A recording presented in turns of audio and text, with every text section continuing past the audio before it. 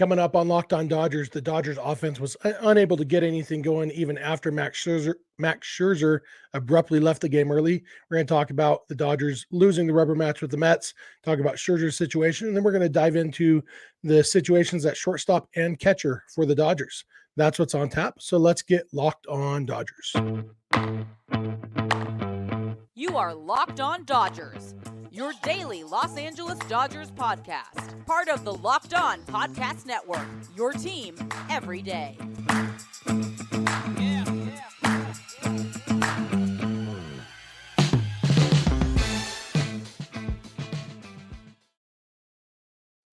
Hey, Dodger fans, this is Locked On Dodgers, part of the Locked On Podcast Network, your team every day.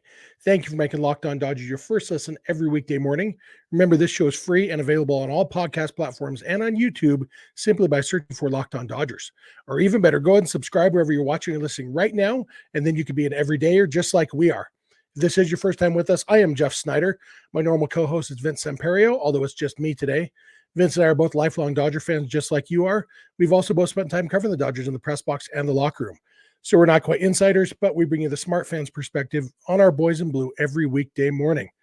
And with that said, let's jump on in. And Dodgers lost again on Wednesday afternoon. They lost 5-3. It was a frustrating game at times. You know, the Dodgers had some chances to score that they didn't capitalize on. Shelby Miller picked a bad time to have his first game. He hadn't allowed a run all season for the Dodgers. And unfortunately, in the top of the ninth, with the Dodgers trailing 3-2, he allowed 2 runs. So they were down 5-2. And then leading off the bottom of the ninth, David Peralta hit his first home run as a Dodger, which would have tied the game at 3, except that the Mets were now at 5. We did get to see Brandon Nimmo running around the bases. I don't know if any of you noticed that, but go pull up the replay of Wednesday's game, the top of the ninth inning. And when they show the replay of the 2-run double by Mark Canha, you can see Brandon Nimmo running around the bases, rounding third. And it just looks very funny. So between Brandon Nimmo and Pete Alonso, I think the Mets might have the 2 funniest runners in baseball, especially now that Rich Hill doesn't get to run the bases anymore. But it was, I mean, I had to find things to laugh at because the game itself wasn't that great. And, you know, we like I said, the Dodgers had some opportunities, including loading the bases against Max Scherzer in the first inning. They weren't able to capitalize, and they had base runners in other innings that they were never really able to get the job done. They did get a few runs across, but ultimately couldn't get the job done. And even though Max Scherzer only went 3 innings, you would have hoped that they could have got more going. They didn't score off Scherzer. They did score in the first inning that Scherzer was out of the game, but then they didn't score again until the 8th. And overall, just pretty frustrating. The Scherzer situation was pretty weird. He left under, you know, I said on yesterday's episode, I hope that he would leave the game early. And maybe Phil Cuzzy is a listener to Locked On Dodgers, because he made my wish come true in a way. I hoped they'd knock him out because they had scored a bunch of runs on him. Knocking him out after 3 innings without any runs scored isn't quite what I had in mind. But Max Scherzer got ejected for a sticky stuff violation. And Scherzer, it's a weird situation. Scherzer insists it was just sweat and rosin, which is legal according to the rules. Although even rosin, it's a weirdly worded rule that says you're not allowed to discolor the ball with anything, including rosin. So obviously you're allowed to use rosin because they have a rosin bag out there on the mound. But there are still limits. And Phil Cuzzy, it was after the second inning, I guess. I think after the second inning, they checked Scherzer's hand. Phil Cuzzy thought that it was too sticky, told me he needed to go in and wash it off. When he came back out for the third inning, they checked it. The hand was okay, but they checked his glove and they said, "Oh, you need a different glove." So Scherzer got a different glove. And then when he came back out for the fourth inning, they decided to check him again. And the hand was back to being very sticky.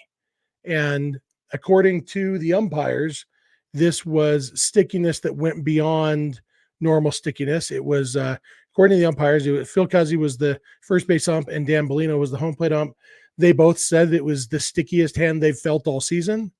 And they both implied and maybe even came right out and said that that it was stickier than rosin would make it, basically. So that was they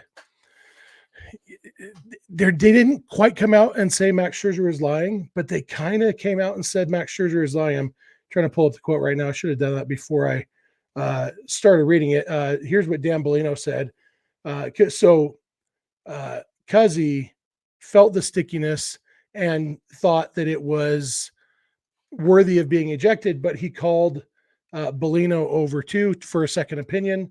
Bellino says that's when we realized the level of stickiness on his hand was much worse than it was even in the initial inspection that had taken place 2 innings prior. So following the proper protocols, Phil immediately recognized it. Phil then asked me to come in and verify that the hand was too sticky. Both Phil and I touched his hand. As far as stickiness, level of stickiness, this was the stickiest that it has been since I've been inspecting hands, which now goes back 3 seasons. Compared to the first inning, the level of stickiness, it was so sticky that when we touched his hand, our fingers were sticking to his hand, and whatever was on there remained on our fingers afterwards for a couple innings, where you could still feel that the fingers were sticking together. So it was far more than we had ever seen before on a pitcher in live action. And that's the fact that the umpire said that his fingers were still sticking together 2 innings after touching Scherzer's hand. I don't know if sweat and rosin would do that. It's maybe it would. But Phil Cuzzy, what he said, he told a reporter he said that he told Scherzer and Showalter, it doesn't matter to us what it is. And this article in The Athletic says that's because from the umpire's perspective, the substance was stickier than anything they had felt this season. The umpires believed they gave Scherzer 2 chances to clean it up, and they felt as though he did not. Bellino also said, when we check these pitchers' hands, we know what the rosin typically feels like on a pitcher's hand because everyone's using the same rosin bag. So it's really important to understand that when they claim it's just rosin, because we check every pitcher every single game, we're accustomed to what the rosin residue will be on a pitcher's hand. The fact that this went so much further was indicative that there was something likely more than just rosin, something that was so sticky that whatever it was all over the palm. It was up on the inside of the fingers. The entire hand was stickier than anything that we had inspected before. And more importantly, it was worse than it was in the second inning when he told us when he was told that he had to wash his hand. It's, they're basically saying Scherzer's lying. I don't know. I mean, Scherzer seemed pretty sincere. I mean, he swore on the lives of his children or something that it was just sweat and rosin. Regardless of what it is, I think this is going to lead to a suspension for Scherzer because Major League Baseball kind of this year, they said 0 tolerance. If you get ejected for a sticky stuff violation, it's an automatic suspension. I know in the past they've looked at, they've analyzed the glove or whatever, see what's on it before they make those determinations. But I think it's an automatic suspension. And that would be rough for the Mets. They're already shorthanded in the pitching department. They wouldn't even be able to replace Scherzer on the roster. They'd have to play a man short for those 10 games. It would be a big deal. And that's what Bellino said. He said, we understand the repercussions of removing a pitcher from the game. We take that very seriously. And with the training that we've been given by Major League Baseball to check to make sure that it's not a legal substance, this was clearly something that went too far over the line. According to the umpires, it was clear. According to Scherzer, he was within the rules. It's an interesting situation. It's weird, and it hasn't happened much. It's very similar to the Domingo Germán situation with the Yankees and Twins last week when they did make Domingo Germán wash his hands a couple times, and Twins manager Rocco Baldelli didn't like that Germán wasn't ejected. Instead, Baldelli got himself ejected. I don't know. I have no idea what to think. I wasn't there. I didn't feel Max Scherzer's hand. I've never felt Max Scherzer's hand, sticky or otherwise. But I think he's going to be suspended, and I think this won't be the last we hear of this. I think it's going to be kind of a big deal because Max Scherzer is kind of a big deal. So anyway, that was unfortunately the most notable thing to come out of the Dodger game on Wednesday because the Dodgers didn't hit and they lost. Noah Syndergaard actually pitched pretty well as we could have hoped. He allowed just a 2-run homer to Brandon Nimmo.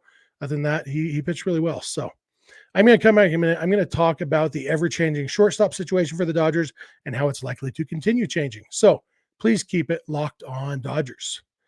Hey, something exciting is coming to built.com on April 22nd.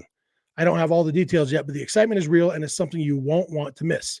If you know how Built works, they have the most incredible protein bars in the world, and they do these amazing flavor drops with unreal flavors in limited quantity.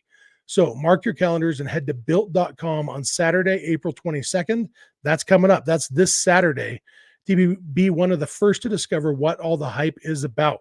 Set in a reminder on your phone, do something so that you remember to check it out on 2 days from now, this Saturday. Go to build.com, find out what it's all about. I guarantee you're going to want to see it. I can't wait to see what this new flavor is. I hope it's as good as that cookie dough chunk stuff. Whatever it is, though, if you order some, make sure to use promo code LOCKEDON15 and you will get 15% off your order. And that's every order. So always use code LOCKEDON15. All right, I am back. I want to thank you all for making Locked On Dodgers your first listen every weekday morning. Remember, the Dodgers take on the Cubs in their series opener at Wrigley Field today at 4:40 p.m. Pacific. You might be driving home from work at that time, but you can catch every pitch of the Dodgers hometown broadcast with SiriusXM channel 175 or search for Dodgers on the SXM app. And I want to thank you everydayers for being with us every day. That's where the name comes from. It's not hard to figure out. I got a message from Mike Markham on Twitter. Mike is an everydayer in Oregon. He actually discovered the Dodgers when he was 8 years old. He got a radio for his birthday, and he discovered that in the evenings, he could pick up a radio station coming from way down in Bakersfield, California, that played Vin Scully calling Dodger games. And Mike was captivated by Vin and his voice, and he's been a Dodger fan for over 50 years now. I can only assume that Mike finds me just as captivating as Vin, and that's why he is an everydayer. He didn't say that part, but seems like a safe assumption. Either way, thank you, Mike. Thank you, all you everydayers. We love hearing from you guys. We appreciate you. And if you're not an everydayer, become an everydayer. It's really easy. Just start listening or watching every day. Then you're an everydayer. And it's a lot of fun. I hope you guys enjoy it. Let's talk about the shortstop situation for the Dodgers. Luke Williams started at shortstop on Wednesday. We talked yesterday about how they had said that Mookie Betts would likely be the starting shortstop on Wednesday. That ended up not happening. Mookie was not yet activated from the paternity list. As I'm recording this at 11:45 p.m. Mountain Time on Wednesday night, Mookie still hasn't been reinstated from the paternity list. And so we don't know if he'll be back today, Thursday, or not. But Miguel Rojas went on the injured list on Wednesday, and Yonny Hernandez got called up. He actually got his first at bat as a Dodger, grounded out to second base. Mookie will be back from paternity leave soon, and it still seems likely that he will get time at shortstop. Nothing has changed in that plan. Yonny Hernandez will probably get sent back down to the minors when Mookie comes back. And it seems like with Rojas out, that Williams will get to stick around for a little while and probably be the backup and the utility guy while Rojas is out. Williams hasn't done anything for the Dodgers yet, but he did hit well in AAA so far this year. And, he's putting the bat on the ball. So we'll see how much playing time he gets. He can play a few different positions. So he may bounce around and be kind of that utility infielder role. Chris Taylor pinch ran on Wednesday. We don't really know how his side is doing. We know that apparently they trust him to run faster than JD Martinez, which let's face it, it's not saying a whole lot. But by getting in a game, that restarts his clock. If they want to backdate an IL stint, if they do end up putting him on the IL, you can only backdate it back to the last time he played. So he now played. So that means that if he goes on the IL, it'll be at least 10 days from now before he's ready to come back. Mookie really might become the everyday shortstop, at least for a while. And it's something I'm excited about. I mentioned this yesterday that I feel like it is, unless you believe that the shortstop position for the Dodgers is cursed, because Gavin Lux got hurt and then Miguel Rojas got hurt and then Chris Taylor got hurt and et cetera, et cetera. It's kind of like the Defense Against the Dark Arts class at Hogwarts, that it seems to be cursed, get a new one every week or so. Hopefully that won't happen with Mookie. Luckily, I don't believe in curses, except in the Harry Potter books. But in real life, in baseball, I don't believe in curses. So I think Mookie could be a pretty darn good shortstop, and it lets you put offense at the shortstop position that the Dodgers haven't had yet this year, lets you keep James Outman in the lineup more often in the outfield. And all in all, it looks, it seems like a pretty good solution to me. I think the offense is going to pick up once Mookie and Smith are both back. There's definitely a big difference between a lineup without Mookie Betts and Will Smith and a lineup with them. And so getting them back will be a major boon for the offense. They'll still have bad games once in a while, but I think a lot of what we've seen the last, the last week almost, I guess it's been a week that Will Smith hasn't played. I think Will Smith is a very important part of this offense. And obviously Mookie Betts is an important part too. And we've been without him for a couple of games. Hopefully the offense will click. We'll get everybody healthy, everybody back, and start to get the real Dodger offense going, because they're now 9-10. It's still early, but it's less early than it was a couple of days ago. Still more early than it'll be a couple of days from now. That's how time works. But I hope the Dodgers can start snapping out of this pretty soon. We don't really know. We don't have an update yet on when Will Smith will be back. He's eligible to come off the injured list today, Thursday, for the series opener in Chicago. We don't know if that's going to happen, but whenever it does, I'll be happy to have him back. He may take, I doubt that he'll need a rehab stint, but it may take him a game or two to get his timing back and everything. We probably shouldn't expect him to be a world beater immediately, but it'll be nice to have him back whenever he is back. Obviously, when it comes to concussions, you don't want to rush anything. You want them to. Will Smith's long-term health is very important, and I don't want him rushing back. And as a dad, I don't want Mookie rushing back either. Whatever is needed. I think the time limit for the paternity list is 3 days. So at most, Mookie would be back on Friday because we still haven't heard as of Wednesday night if Brianna had the baby yet or not. Don't really know. Haven't heard any details. So we don't know if Mookie will be back or not. But whenever he does come back, I think he'll play shortstop. When Will Smith comes back, he will be the starting catcher. And both of those things will be good for the Dodgers offense.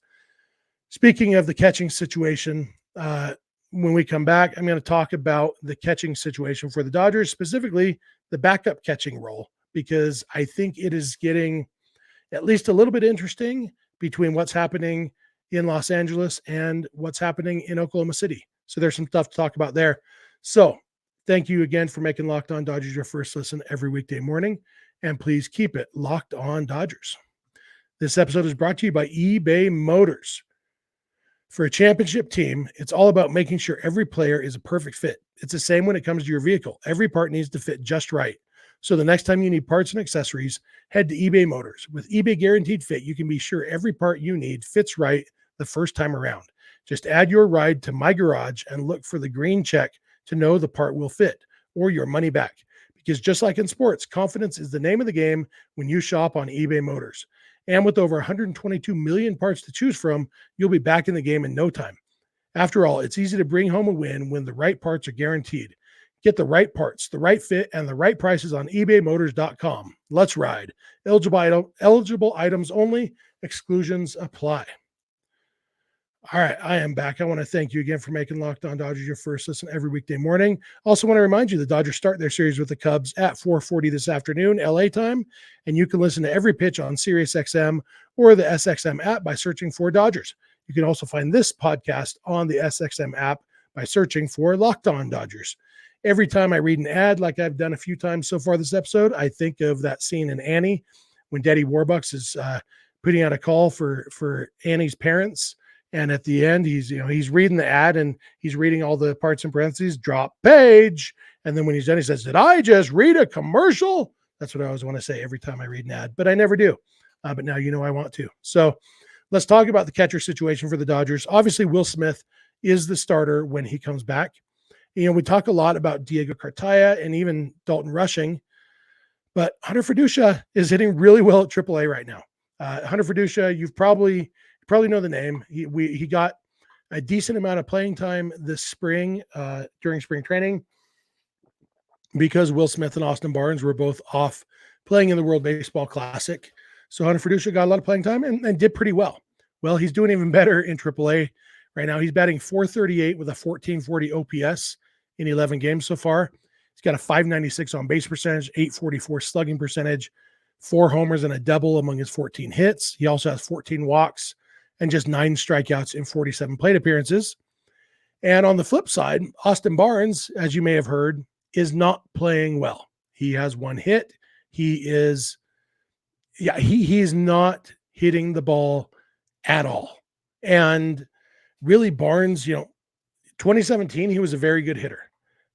Since then, he's been somewhere between passable and awful.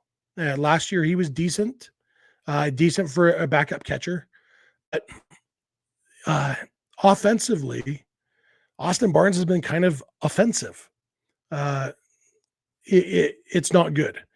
He's still a team leader. Obviously, he still handles the pitching staff well, but he hasn't hit it all, and he's a liability when it comes to trying to throw out base stealers. He just doesn't have the arm, and with, especially with the Dodgers having so many pitchers who are slow to the plate, with the bigger bases, the bigger leads, Austin Barnes is not going to have success throwing out base stealers.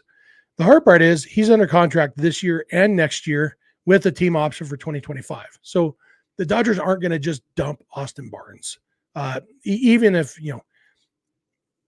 the contract is one of the reasons. He's also very popular with his teammates. He's obviously Kershaw's personal catcher a lot of the time.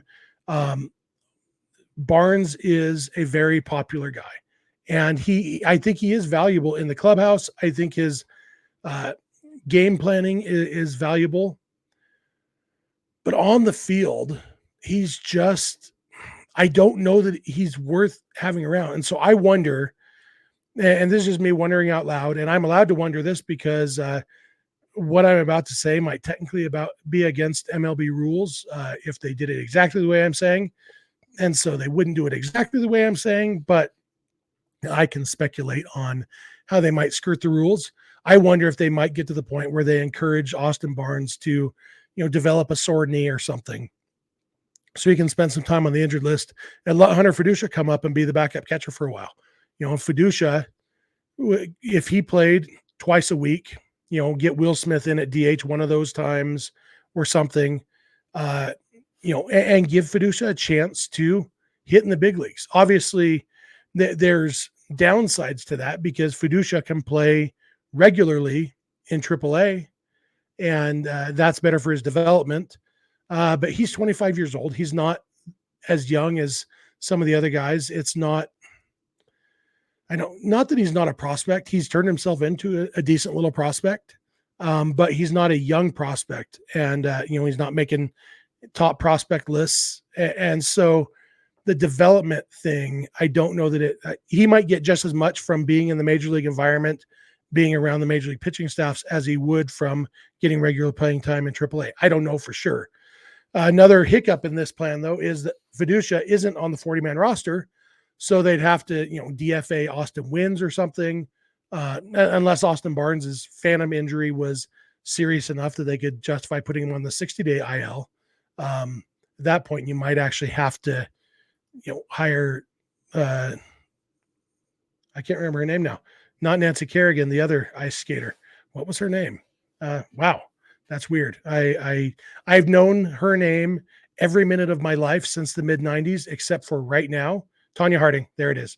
You might have to hire her ex-husband to actually take out Austin Barnes. And I know that's against the rules of baseball and the rules of jurisprudence.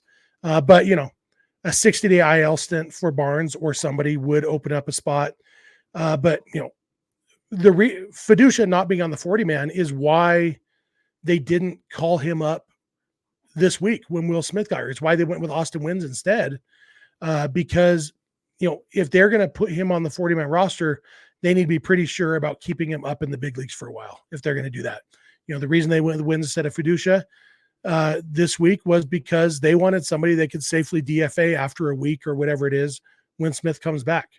And they're not going to want Feduccia on the 40-man roster this year unless he's going to be in the big leagues a lot of the time. And that's not going to happen with Austin Barnes around. The roster isn't big enough to go with 3 catchers. I don't think Feduccia plays anywhere other than, he's just a catcher. Bats left, throws right. I guess theoretically, yeah, he doesn't play anywhere else. And so it's not like he could be that third catcher who can also play somewhere else. He's just a catcher. And so he's not going to be on the roster while Austin Barnes is. And I would never root for an injury for anybody. Especially, I like Austin Barnes. I like him as a person. I like him as a player. I like a lot of things about Austin Barnes. I'm not convinced that Austin Barnes, I think he's going to hit better than he has hit so far. I'm not convinced that he's going to hit enough to deserve that roster spot, and so part of me would really like to see what Feduccia can do. And I don't think Feduccia would bat 438 in the big leagues with a 1440 OPS, just like Luke Williams hasn't continued to tear up the ball like he was in AAA. One thing we've learned the last few years is that AAA and major leagues are very, very different. We saw that with all those guys in 2021, DJ Peters and Luke Raley and Zach Rex, those guys who hit well in AAA and then didn't hit well or at all in the big leagues. And so, but I don't know, Feduccia, his role, it strikes me as a guy who could potentially be a solid backup catcher.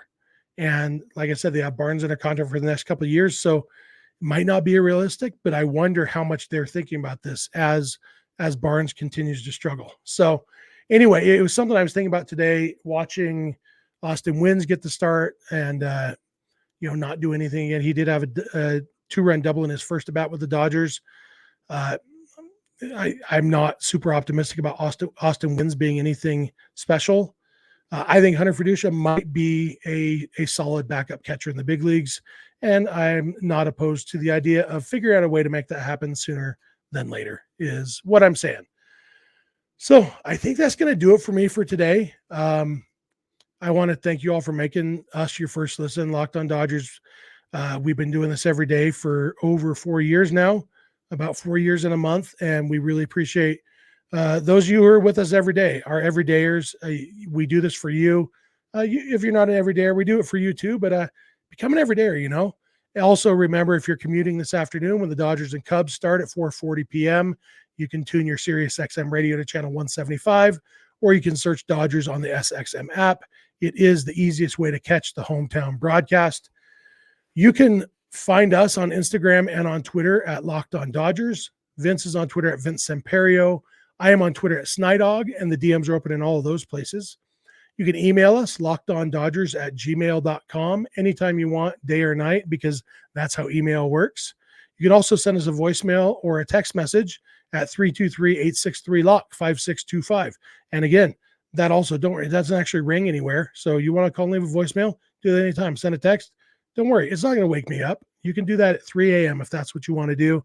However you want to reach out to us, we love hearing from you. So reach out to us anytime for any reason. We want to thank you again for making Locked on Dodgers your first listen every weekday morning. Anytime I try to say this different, I mess it up. But I'll tell you this, we are here every weekday morning, and we hope you'll be here with us. When you get in your car or sit on your couch, tell your smart device to play podcast Locked on Dodgers. And remember, you don't have to agree. You just have to listen. We'll talk to you tomorrow.